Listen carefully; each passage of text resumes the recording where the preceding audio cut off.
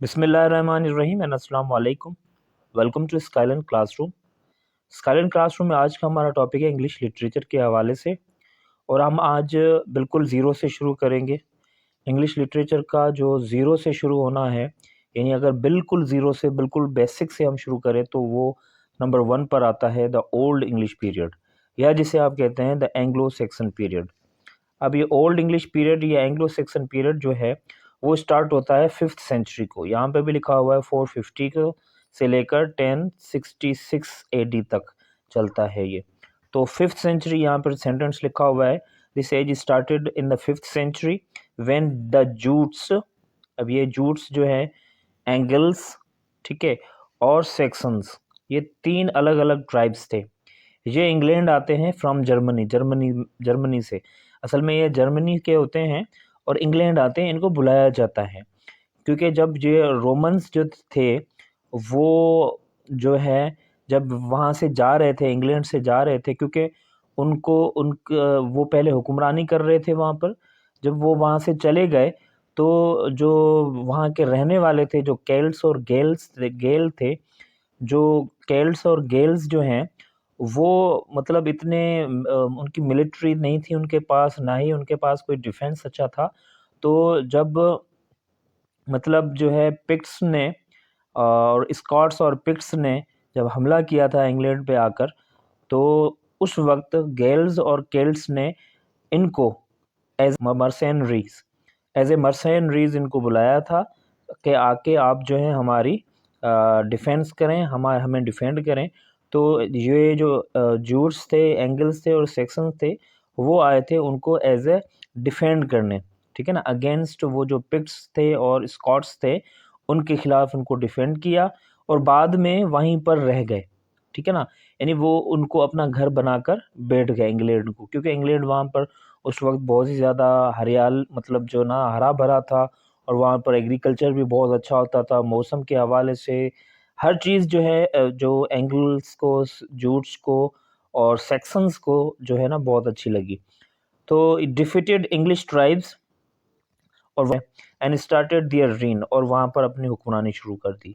और it ended in 1066 with a Norman conquest, और तब तक उनकी हुक्मरानी रही जब तक नॉर्मन कॉन्केस्ट नहीं हुई, ठीक है। अब the important facts which influence the literature of this period are, अब लिटरेचर पर जो ना इनके जो असरात रहे, ठीक है ना, इन ट्राइब्स के जो जूट्स थे, जो एंगल्स थे और जो सेक्शंस थे, जिसे आप एंग्लो सेक्शन पीरियड कह रहे हैं, तो उनके कुछ असरात रहे, उसके बारे में हम बात करेंगे।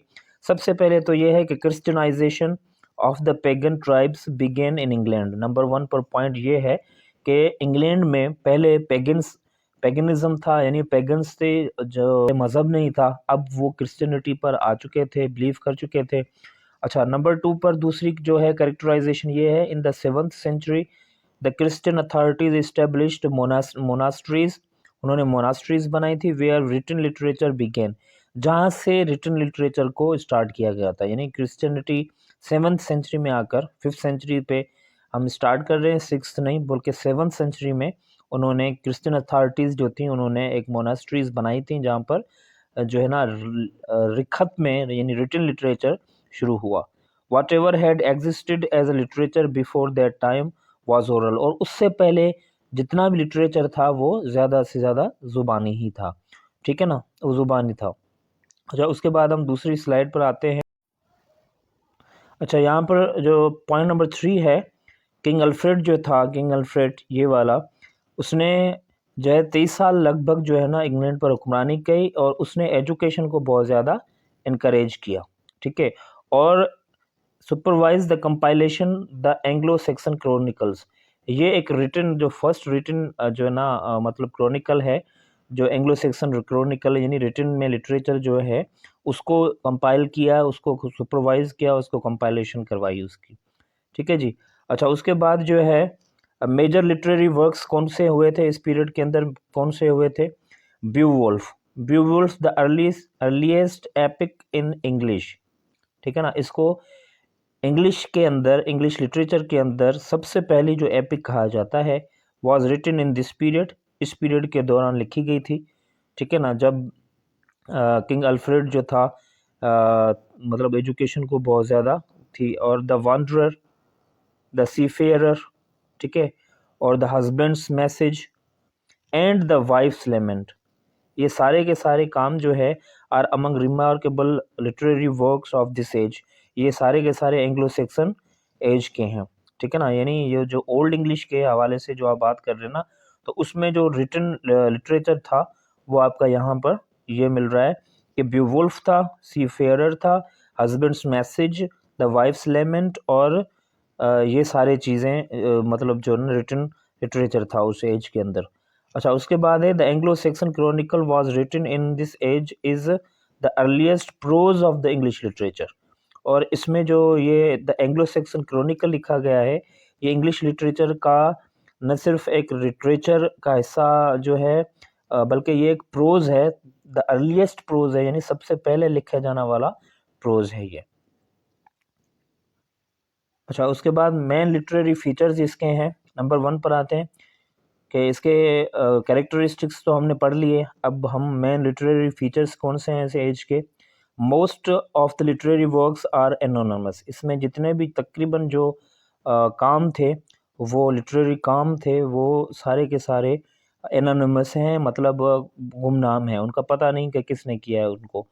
नंबर 2 पर पेगनिज्म डोमिनेट्स, इसके दौरान पेगनिज्म बहुत ज़्यादा था, literary spirit of the time, यानी पेगनिज्म जो था, क्योंकि वहाँ पर पहले क्रिश्चियनिटी से पहले कोई भी जो है मज़हब नहीं था, तो इस वजह से वहाँ पर पेगनिज्म का जो है ना एलिमेंट बहुत ज़्यादा शो किया गया है उसके लिटरेचर में। क्रिश्चियनिटी इज़ आल्सो ट्रेसेबल, और फिर जो है जैसे क्रिश्चियनिटी आई तो क्रिश्चियनिटी को भी थोड़ा बहुत जो है इन्वॉल्व किया गया अपने कामों के अंदर। नंबर 3 पर है strong belief in fate is reflected, यानी सबसे ज़्यादा जो वो यकीन करते थे वो अपने फेट पर करते थे, यानी कोई भी बात होती थी तो वो अपने नसीब पर जो है ना लगा देते थे। अच्छा, evil is symbolized by the monster, और वहाँ पर बुराई को जो है कैसे मतलब रिजेंबल किया गया है, मॉन्स्टर, मॉन्स्टर के थ्रू किया गया है, जैसे ग्रेंडल है बीवोल्फ के अंदर मॉन्स्टर के तौर पर शो किया गया है। अच्छा, रोमांटिक लव इज़ एब्सेंट, इसमें कोई भी एक रोमांटिक जो है एलिमेंट नहीं मिलता। Attitude to women is respectful, औरतों के साथ जो उनका एटीट्यूड है वो रिस्पेक्टफुल है, वहाँ पर कोई भी ऐसी मतलब जो है ना डिसरेस्पेक्टफुल चीज़ नहीं शो होती। सी एडवेंचर्स, माने मतलब वो सफ़र करते थे, तकरीबन एडवेंचर्स करते थे, सफ़र करते थे समंदरी। Savagery and heroic activities are honoured, यहाँ पर हीरो एक्टिविटीज़ जो हीरोइक एक्टिविटीज़ हैं उनको बहुत ज़्यादा इज्जत मान मिलता है। अच्छा, उसके बाद है use of more metaphors, metaphors को ज़्यादा इस्तेमाल किया जाता है। लेस देन सिमिलीज, यानी सिमिलीज कम इस्तेमाल होती हैं, ठीक है ना। और alliteration is used as the chief ornament device, alliteration को बहुत ज़्यादा इस्तेमाल किया गया है यहाँ पर। अच्छा जी, एलिट्रेशन नंबर 9 पर हम यहाँ पर थे। एलिट्रेशन बहुत ज़्यादा जो है ना इस्तेमाल किया गया है उसको डेकोरेट करने के लिए, क्योंकि एलिट्रेशन जो है उस वक्त बहुत ज़्यादा इस्तेमाल में थी और बहुत ज़्यादा इजी भी था उसको गाने में, क्योंकि वो गाते थे अक्सर अपने एपिक्स जो थे, हीरोइक एपिक्स जो थे वो गाते थे, तो उनको आसानी होती थी एलिट्रेशन को यूज़ करते हुए। और उसमें तकरीबन जो सिलेबल्स होते थे वो सारे के सारे स्ट्रेस्ड होते थे, ठीक है ना। अच्छा, नंबर 10 पर है कैनिंग्स, यानी compound words instead of single words, वो बहुत ज़्यादा इस्तेमाल करते थे। कैनिंग जो है, what is the meaning of kenning, compound words instead of single words, वो बहुत ज़्यादा इस्तेमाल किए जाते थे। Are widely used, here are some examples, जैसे वेल रोड है, ठीक है, फॉर सी, यानी सी के लिए, समंदर के लिए वो क्या कहते थे, वेल रोड कहते थे। वेल मछली का नाम है और रोड जो है ना उसको रास्ते को कहते हैं, तो वो कहते हैं कि मछली का रास्ता, समंदर एक मछली का उस वक्त की बहुत बड़ी मछली जो होती थी उसका जो रास्ता है समंदर। लो जैसे है loaf river for the king, king के लिए इस्तेमाल करते थे। लाइफ हाउस, ठीक है, for the body. Soul destroyer for the monster. अब ये जो है ना कैनिंग्स बहुत ज़्यादा इस्तेमाल किए जाते थे। कैनिंग ये भी एक वर्ड है, अगर आपसे पूछा जाए तो व्हाट इज़ अ कैनिंग, तो कैनिंग आपको कंपाउंड वर्ड्स और उसके एग्जांपल मैंने आपको यहाँ पर बता दिए।